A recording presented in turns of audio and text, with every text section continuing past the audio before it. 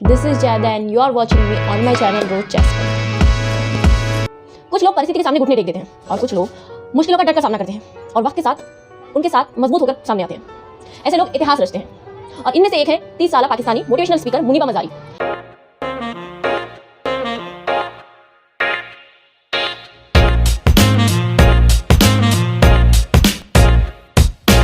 Hey my lovely viewers, कैसे हो आप सब?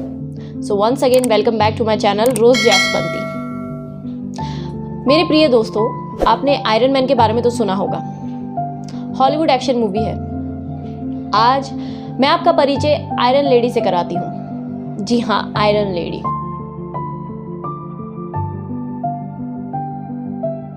बहुत से लोग परिस्थिति के सामने घुटने टेक देते हैं और कुछ ऐसे लोग भी होते हैं जो मुश्किलों का डट कर सामना करते हैं और वक्त के साथ और भी मजबूत होकर सामने आते हैं। ऐसे लोग इतिहास रचते हैं। इनमें से एक है 30 साल मोटिवेशनल स्पीकर मुनीबा मजारी। मुनीबा मजारी को पाकिस्तान की आयरन लेडी कहते हैं। उनका ये नाम क्यों पड़ा, चलिए जानते हैं। मुनीबा मजारी का जन्म 1987 में पाकिस्तान के बलोचिस्तान में हुआ और वहां की परंपरा अनुसार 2007 में 18 साल की उम्र में ही मुनीबा की शादी करवा दी गई।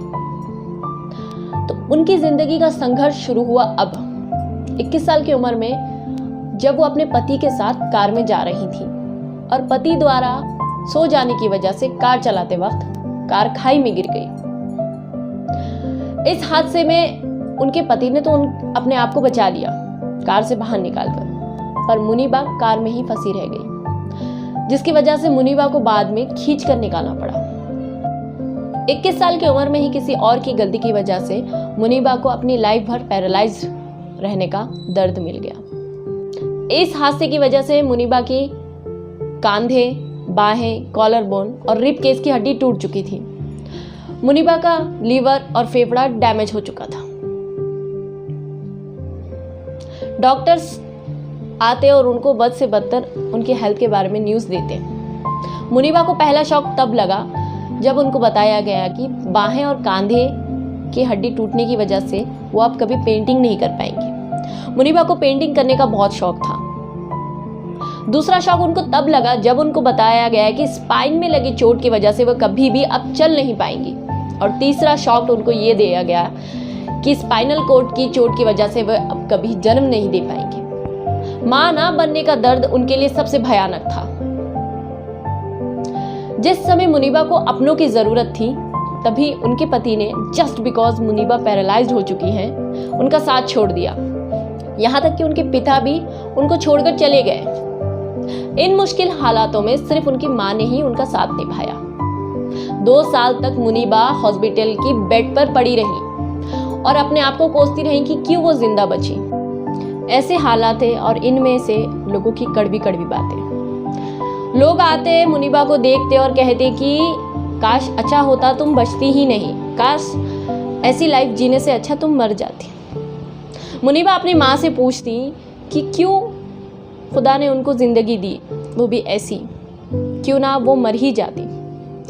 पर उनकी माँ कहती उनको कि बेटा, अगर तुम जिंदा हो तो इसमें कुछ ना कुछ वजह होगी, कुछ ना कुछ मकसद होगा जिसको तुम्हें पूरा करना है।